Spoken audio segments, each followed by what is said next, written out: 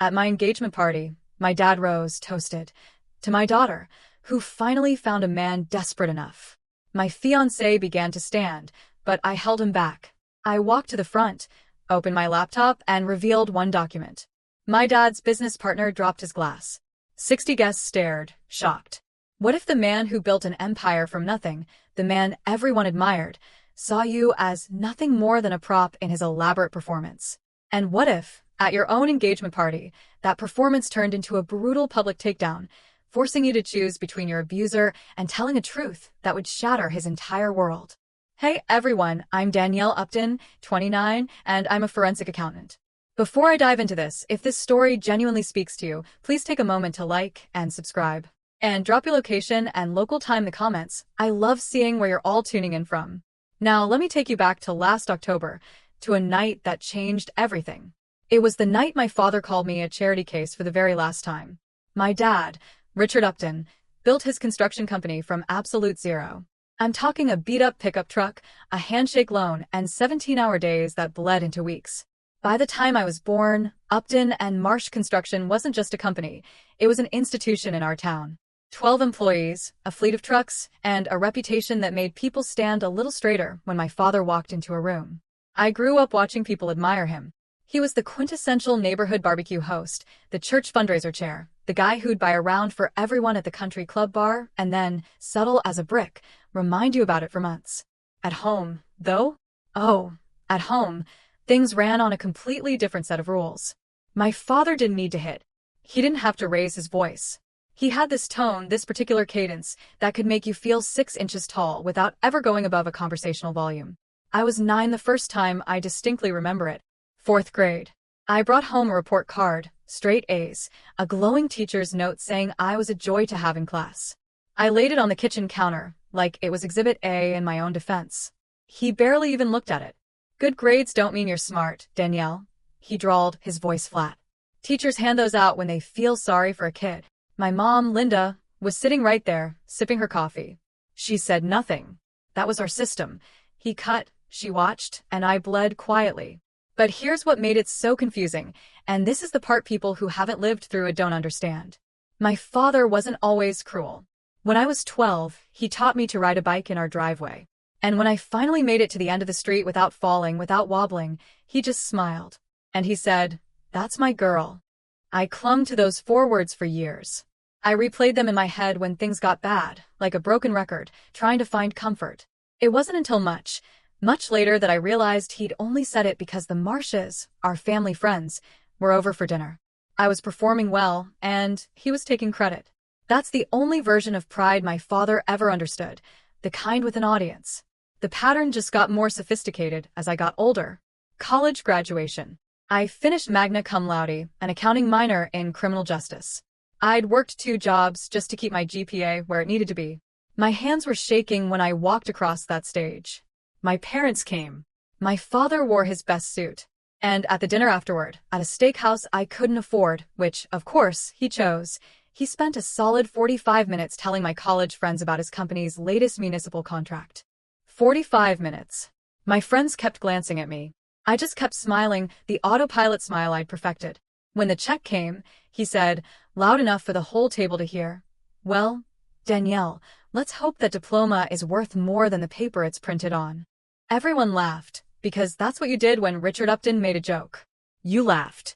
A year later, I landed my first real position at a forensic accounting firm. A good firm, competitive hire. I called my parents to share the news.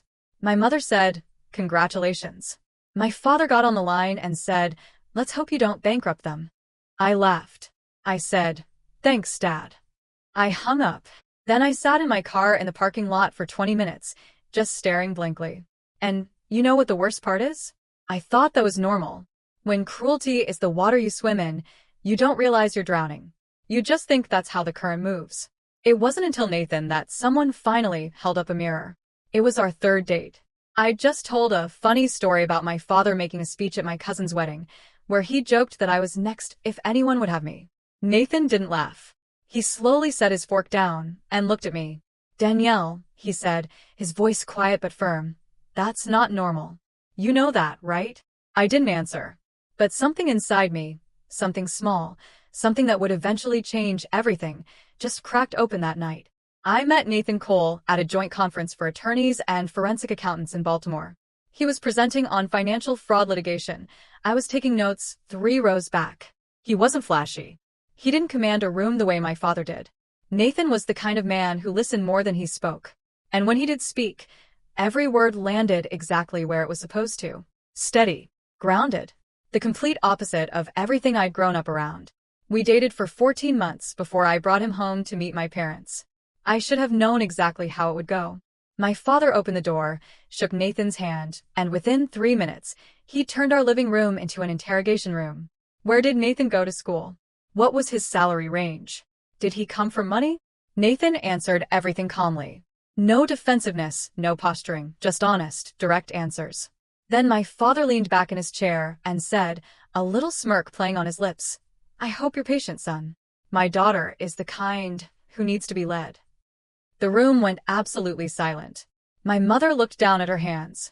I opened my mouth to say something, I don't even know what, but Nathan got there first. With all due respect, sir, he said, his voice even, Danielle is the most capable person I've ever met. No heat. No aggression. Just a fact. Delivered like he was reading it off a page. My father didn't respond. He just stared at Nathan for a long, heavy 3 seconds, then abruptly changed the subject to football. But I saw it. The micro-shift in his jaw. The flicker behind his eyes. Nathan wasn't afraid of him. And that, I realize now, was the beginning of the end, because my father's entire system depended on everyone in the room being just a little bit afraid. Nathan simply wasn't. The man I loved had just become my father's newest problem.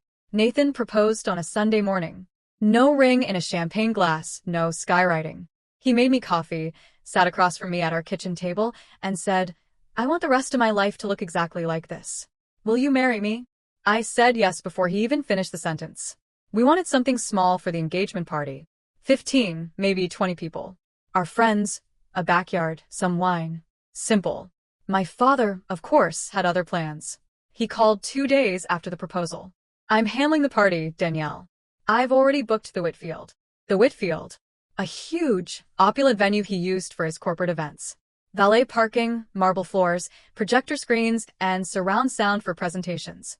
Dad, I pleaded, we don't need all that.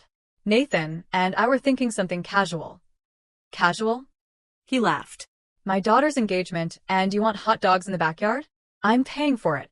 Let me do this. I looked at Nathan across the room. He shook his head slowly. Then my mother called. Her voice had that practiced softness she used when she wanted me to fold. Just let him have this, Danielle. He's your father. He's trying to do something nice. So I folded. The way I always folded. The way she taught me to fold. Within a week, the guest list ballooned to 60. I scrolled through the names on my phone. His country club friends, his business contacts, his golf partners, people whose last names I recognized from his company's holiday card list. My friends? 8 total. Buried at table 8, right by the kitchen. This wasn't my engagement party. It was his stage. And I'd handed him the microphone without a fight. I didn't know yet that he'd been writing his toast for a week, and that what he'd written wasn't a blessing. It was a weapon. The night before the party, Nathan and I were lying in bed. Lights off, both staring at the ceiling. This is your party, he said quietly. Not his. You can still change the plan. If I fight him now, Nathan, I whispered back, he'll make the next 6 months a nightmare. You don't know him when he's angry. Let's just get through the night. Nathan was quiet for a long time. Then he rolled over to face me. Okay, he said, his voice gentle. But I need you to hear something. I'm not marrying your father. I'm marrying you. And at some point you're going to have to decide where the line is. He kissed my forehead and turned out the lamp. I lay there in the dark, thinking. There's a story my mother told me once when I was 16. Just the 2 of us, cleaning up after Thanksgiving dinner. She said that early in her marriage, maybe year 2 or 3, she'd pushed back against my father about something, she wouldn't say what. He responded by canceling her credit card. Not temporarily. Permanently. She had to ask him for grocery money for the next 8 months until he decided she'd learned her lesson. She told me this while drying a plate, smiling like it was just some funny anecdote about the weather. She never pushed back again. Not once. Not in 30 years. That night, lying next to Nathan, I finally understood. what that story really was. It wasn't a memory. It was a warning. My mother was showing me the price of silence and the cost of speaking up. I looked at the ceiling and thought, if I don't draw the line now, I will become her. Smiling through the pain. Drying plates. Telling my own daughter the same story someday, like it was just something that happened. I couldn't sleep after that. The next evening, Friday, the night before the party, I stopped by my parents' house to drop off the seating chart. My father was in his study, door open, reading glasses perched on his nose, writing something on a yellow legal pad. "Dad, what are you writing?" I asked. He didn't look up. "My toast, sweetheart. Don't worry about it." "Can I read it now?" He looked up then. Smiled. The kind of smile that never quite reached his eyes. "You'll hear it tomorrow, along with everyone else." Something cold and sharp moved through my chest. "Dad, it's my engagement party. I think I have a right to, Danielle." His voice dropped half a register. The warning tone. The one that meant stop talking. "Trust me, sweetheart. Everyone will remember this toast." My mother appeared in the doorway, holding a mug of tea. She read the room in half a second. She was always good at that, and steered the conversation sideways. "Your father always gives wonderful speeches, honey. Remember Uncle Joe's retirement?" I remembered. Uncle Joe's retirement dinner 4 years ago. My father stood up in front of 40 people and joked that Joe was retiring because no one needed him anymore. Not even his wife. Joe laughed. Everyone laughed. Joe's wife didn't. That was my father's gift. He could gut you in public and make it sound like affection. I left the study without another word. Grabbed my laptop bag from the car. I had a client audit deadline Monday morning and needed to finalize files over the weekend. The bag went into the trunk. "Bring the laptop to the party," Nathan had said earlier. "You can work during setup, send the file before dinner." A practical suggestion. Nothing more. That laptop would end up being the most important thing I brought to that party. But neither of us knew that yet. Saturday morning, the day of the party. I was drinking coffee, reviewing seating assignments, when the event coordinator emailed the final guest list. Richard had made some last-minute additions. I opened the attachment. 62 names. I started counting. His golf foursome, the Hendersons from the country club, 2 couples from his Rotary chapter, the Warrens, his insurance broker and wife, a contractor he'd known for 6 months. 6 months, and the man was invited to my engagement party. Gerald and Patricia Marsh, table 1. Front and center, right next to family. My college friends, my coworkers? I found them. Table 8, by the kitchen. I called my father. "Dad, where are my people?" "Emily, Jazz, the group from work? They're at the back table." His voice sharpened. "There wasn't room up front, Danielle. I had to prioritize." "Prioritize who?" "Your golf buddies." His voice turned to steel. "This is a networking opportunity, not a slumber party. Don't be selfish." He hung up. My hands were shaking. Not from anger, not exactly. From that old, familiar helplessness of being rearranged by someone who thinks they own every room they walk into. Nathan was watching from across the kitchen. He hadn't said a word during the call, but his jaw was tight. "He invited Gerald to sit at table 1, I said. "Front row, right next to us." Nathan leaned against the counter. "You know why, right?" I looked at him. "He's performing," Nathan said. "For Gerald, for all of them. The loving father. The happy family. He's putting us on display like a window display for his business partners." I stared at the guest list on my screen. 62 names. And I was a prop at my own party. I closed the laptop, got dressed, and drove to the venue to watch my father's show. I arrived at the Whitfield an hour early to help with setup. The venue was exactly the kind of place my father loved. Exposed brick, brass fixtures, a long mahogany bar, a projector screen at the far end already rigged for the slideshow my father had curated. Family photos. Photos he chose. Moments he approved of. I was adjusting centerpieces at table 3 when I heard his voice. It came from the hallway near the coat check. My father and Gerald Marsh standing close. Drinks already in hand. I was around the corner. They didn't see me. "I tell you, Gerald," my father's voice, warm, expensive, the voice he used in public, "I'm so proud of my little girl. She's everything I raised her to be." Gerald laughed. "You've done a hell of a job, Rich. Not every father stays this involved. Family first. That's always been my motto." I stood there behind the wall, centerpiece still in my hand. The word echoed. Proud.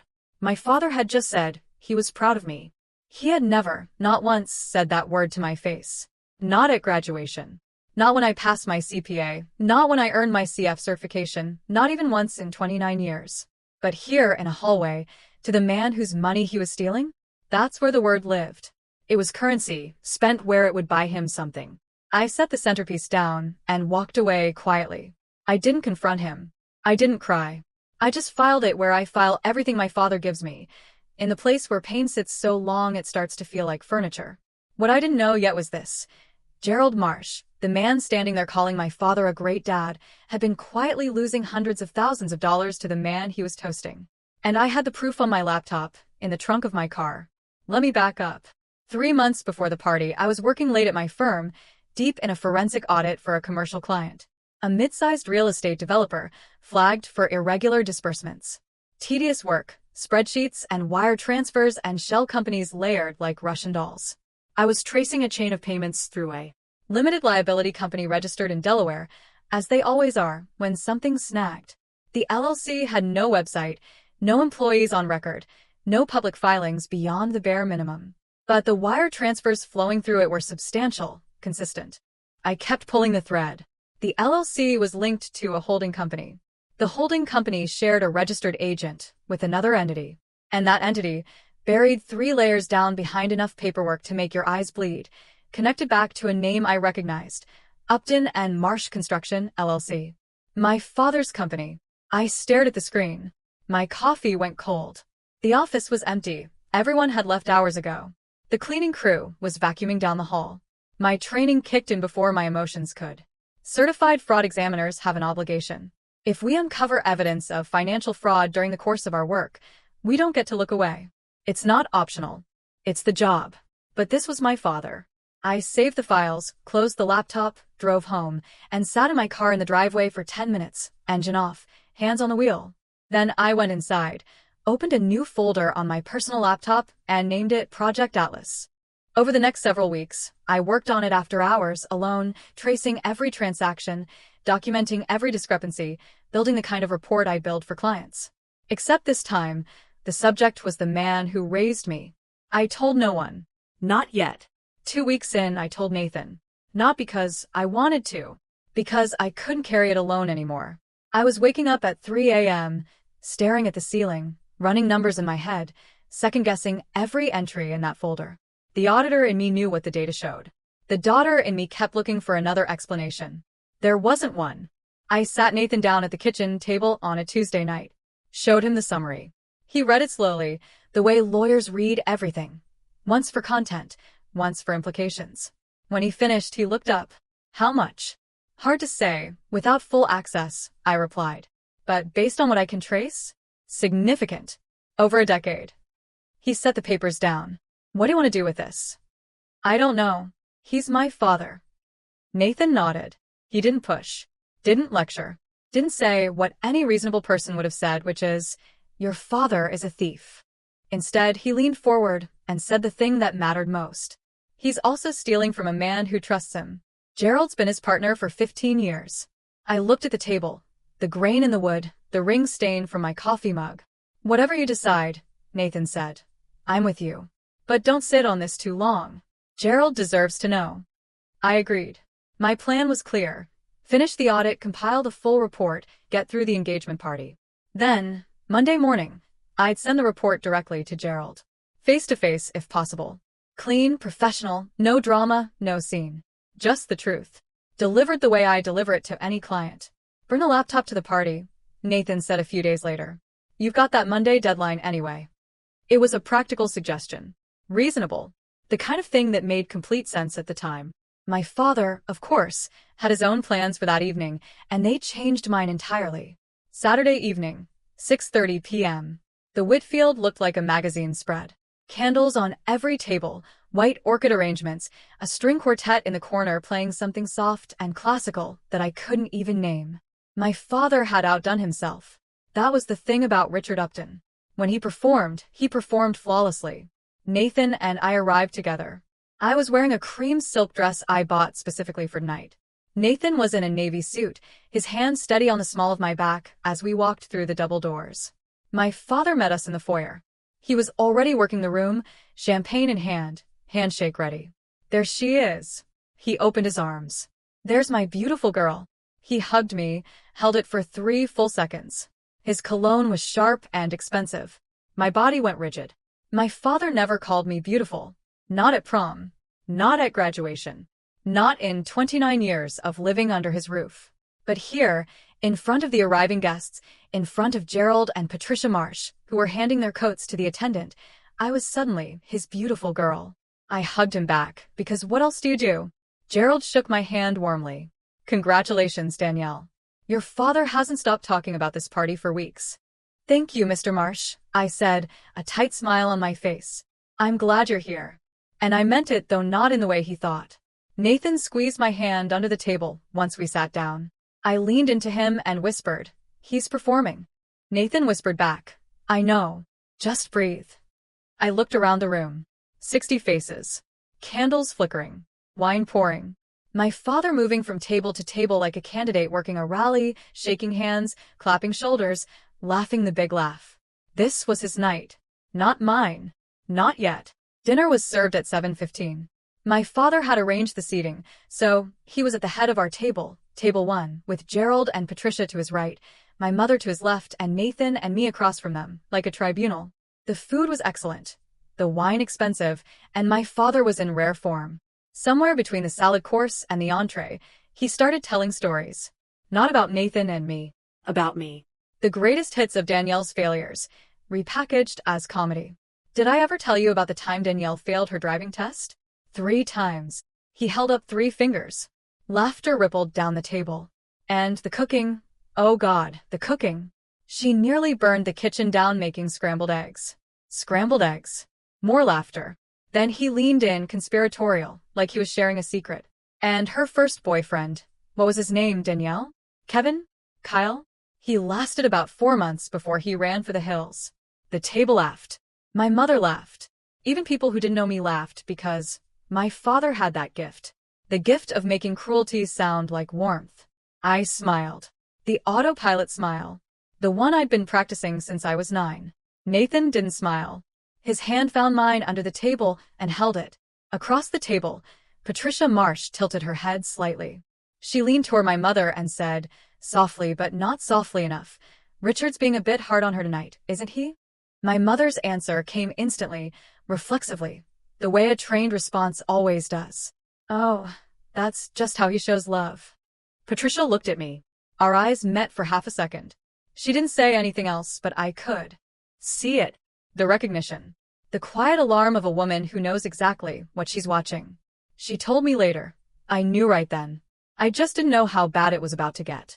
8:15, dessert plates cleared. The string quartet paused. My father stood up. He buttoned his jacket, picked up a spoon, tapped it against his champagne glass 3 times. The room quieted in that practice way. The way people quiet down for a man they've learned to listen to. "I want to raise a glass to my daughter, Danielle." I straightened in my chair. My heart did something stupid. It hoped. Even after everything. After 29 years of evidence, some broken part of me still leaned toward the light. Maybe this time. "For 29 years, he said, scanning the room with that showman's gaze, "I've watched this girl struggle." The word landed like a stone in water. With school, with work, with every relationship that didn't quite work out. My face went hot. I could feel 60 pairs of eyes shifting toward me. I'll be honest, there were times I wasn't sure anyone would stick around long enough to figure her out. A few uncomfortable laughs, glasses held midair. Then he raised his champagne flute, smiled his biggest smile, and delivered the line he'd been writing all week. "So tonight, I want to toast to Danielle, who finally found a man desperate enough." He laughed. A big, generous Richard Upton laugh. No one joined him. The silence that followed was the loudest sound I've ever heard. 60 people frozen. Forks down. Eyes wide. A woman at table 4 covered her mouth with her hand. Gerald Marsh stared at his plate. Patricia's hand went to her husband's arm. Nathan's whole body tensed beside me. I felt his weight shift. His chair started to move. I put my hand on his arm. Firm. Steady. "Don't," I whispered. "I've got this." The silence held. A few people at the far tables, out of sheer discomfort, raised their glasses. Muscle memory overriding judgment. Most didn't. Mark, Nathan's best man, set his glass down on the table deliberately, like he was making a statement. He shook his head once. Helen Cole, Nathan's mother, turned and looked directly at my mother. The look on her face wasn't anger. It was disbelief. Pure, undiluted disbelief. My mother looked away. My father stood there, glass still raised, reading the room. He was smart enough to feel the temperature drop. But Richard Upton had never once backed down from a room in his life, so he doubled down.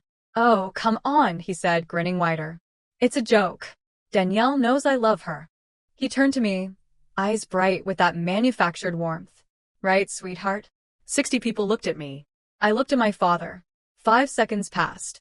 5 seconds is a very long time when no one is breathing. Then I said it. Quiet. Clear. 2 words. "Sit down, Dad." His grin faltered. Just a crack. "Danielle, don't be dramatic." I said, "Sit down." My voice didn't rise. I didn't need it to. The room was so silent that a whisper would have carried to the back wall. My father stared at me.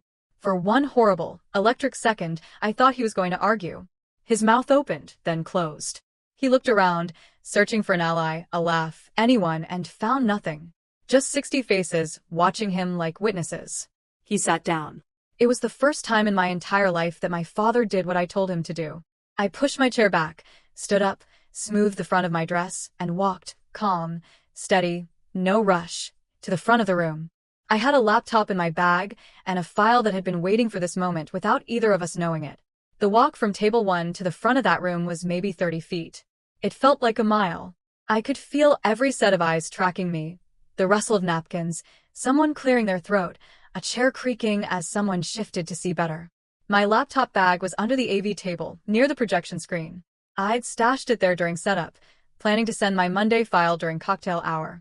I hadn't needed it then. I needed it now. I unzipped the bag, opened the laptop. My hands were steady. My heart was not. My father's voice came from behind me, sharp. "Danielle, what are you doing?" I didn't turn around. I plugged the HDMI cable into the projector port. The same projector my father had set up for his curated family slideshow. Photos of vacations he'd chosen. Holidays he'd staged. A highlight reel of a family that didn't exist. The screen lit up. I opened the folder. Project Atlas. Then I turned to face the room. 60 people. My mother gripping her napkin. Nathan standing now, 3 steps behind me. Gerald Marsh at table 1, his reading glasses still perched on his nose from reviewing the dessert menu. My father just told 60 people that no man would willingly marry me, I said. My voice was even. Professional. The same tone I use when I present findings to a client. I think it's only fair that these same 60 people know who my father really is. I clicked the file open. The first page filled the screen. White background, black text, a header that read, Forensic Audit Summary. Unauthorized Fund Transfers. Upton and Marsh Construction, LLC. Gerald Marsh's champagne glass began to tilt in his hand. I didn't give a speech. I didn't need to. "This is a forensic audit report I compiled over the past 3 months," I said. "It documents a pattern of unauthorized fund transfers from the company my father co-owns with Mr. Gerald Marsh." I scrolled to the summary page. 3 columns, dates, amounts, destination accounts. A decade of transactions laid out in the clean, clinical format I'd been trained to produce. The numbers spoke for themselves. My father shot to his feet. His chair scraped the marble floor with a sound that made 2 people flinch. "This is ridiculous." His voice was loud now. Loud in a way it never was in public. The indoor voice cracking open to show what lived underneath. "You don't know what you're talking about." I turned and looked at him directly. For the first time in 29 years, I looked at my father without flinching. "Dad," I said, "I'm a certified fraud examiner. This is literally what I do."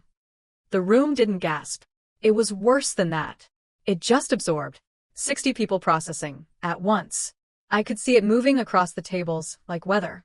The widened eyes. The hands reaching for phones. The couples leaning into each other to whisper. Then the sound. Glass on marble. Sharp. Gerald Marsh's champagne flute slipped from his fingers and shattered on the floor. The sound cracked through the silence, like a gunshot. Patricia grabbed her husband's arm. "Gerald." Gerald didn't look at her. He was staring at the screen.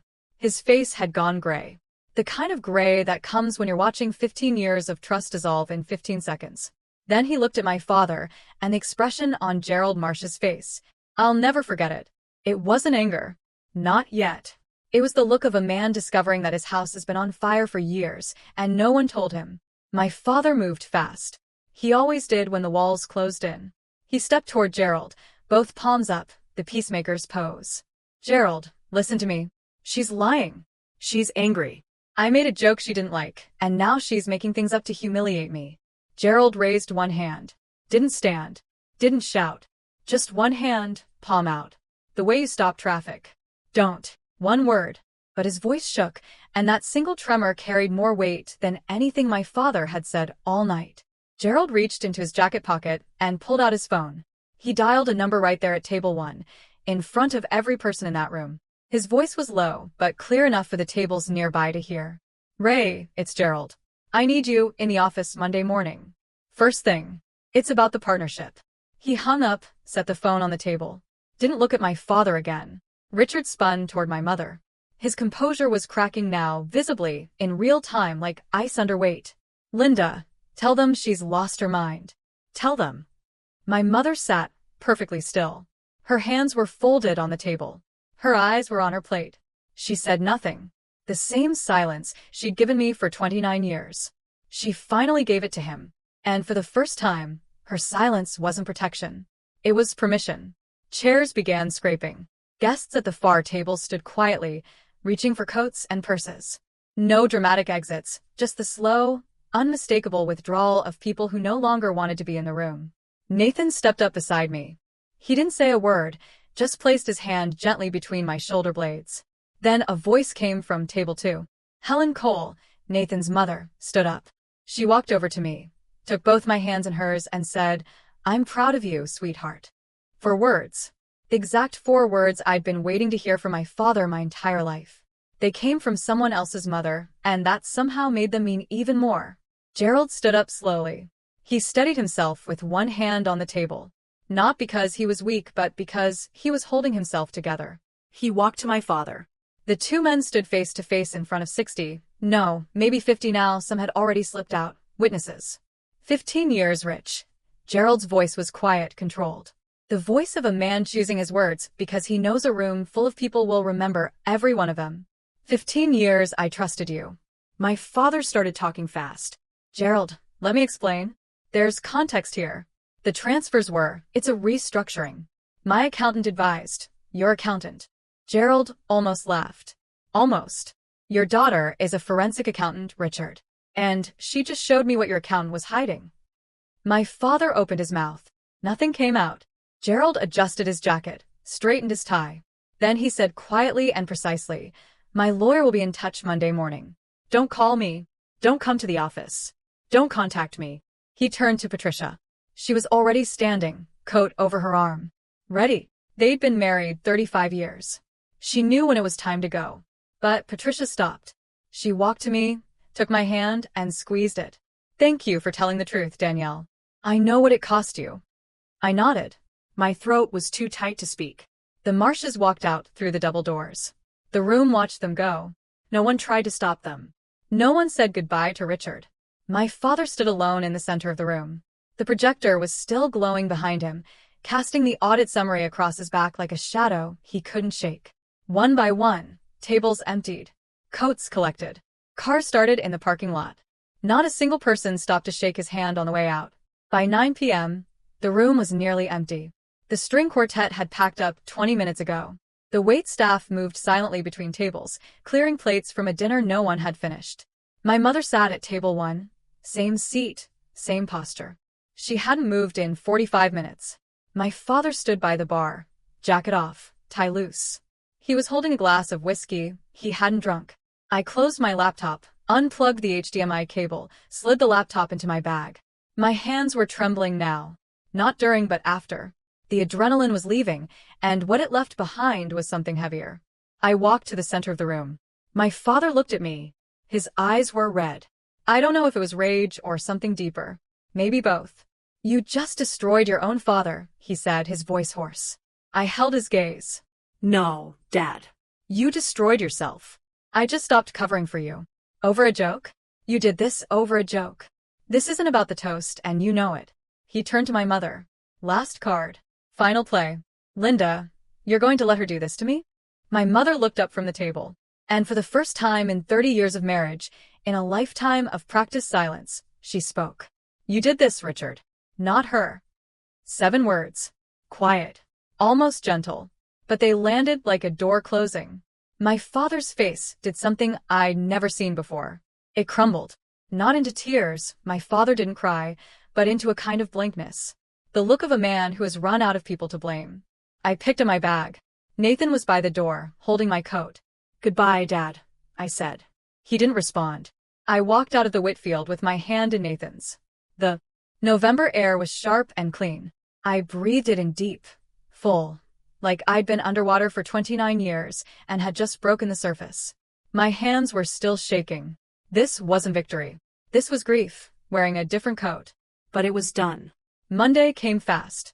Gerald's attorney, Raymond Stein, was in the Upton and Marsh office by 8 a.m. with a court order for a full forensic audit of the company's books, conducted by an independent third-party firm. Not me. My report was the catalyst, but the process had to be clean. I understood that. I wanted that. By Tuesday, word had traveled the way it always does in small communities. Through phone calls that start with, "Did you hear?" and end with, "I always thought something was off." Richard Upton was removed from the membership roster of the Ridgewood Country Club. Not suspended. Removed. 22 years of dues, charity galas, and golf tournaments. Gone in a single board vote. The man who'd bought rounds for the entire bar couldn't get past the front desk. By Wednesday, 3 of the business contacts who'd sat at his carefully arranged tables on Saturday night had quietly severed ties. No public statements, just unreturned phone calls, canceled lunches. The slow, deliberate erasure that happens when people decide you're no longer worth the association.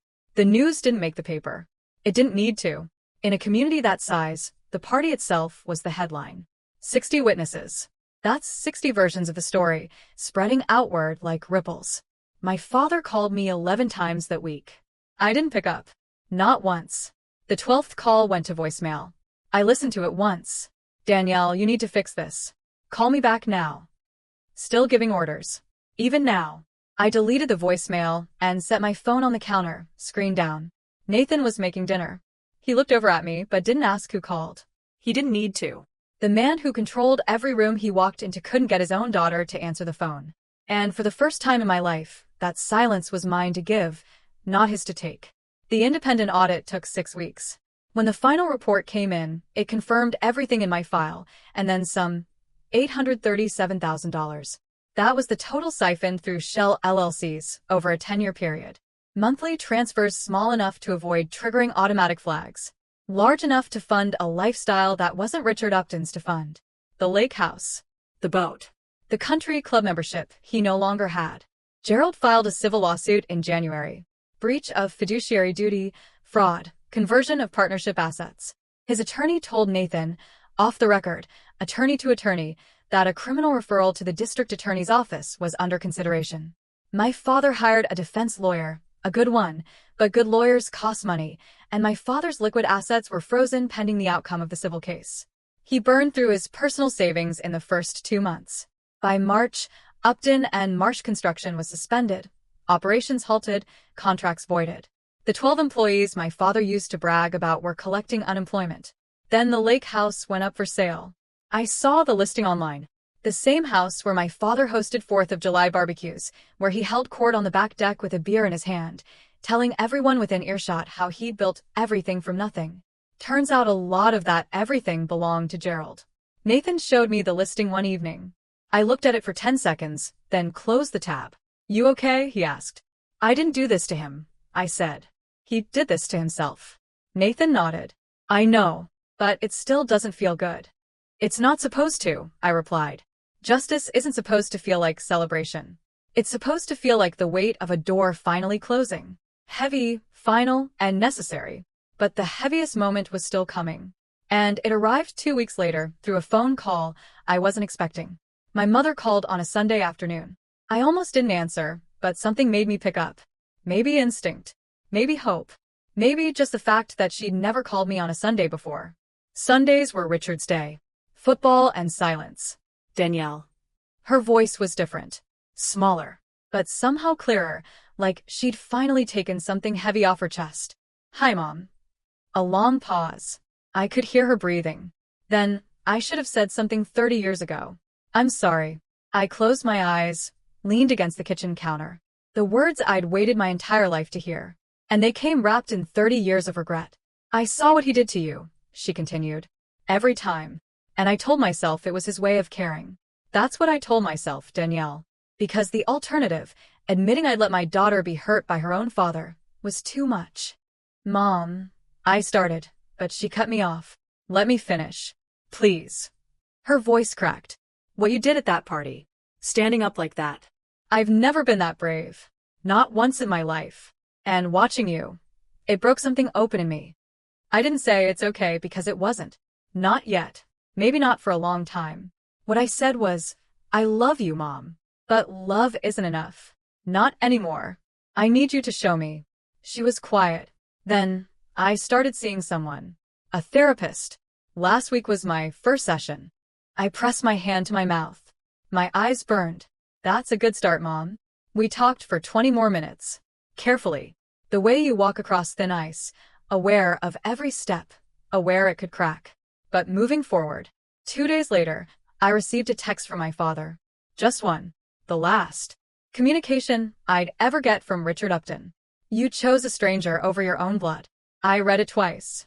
Then I understood, and it was the final confirmation I needed.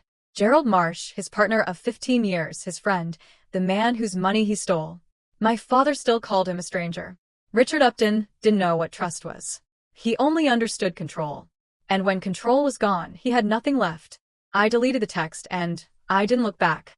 6 months after the party, Nathan and I hosted our own celebration.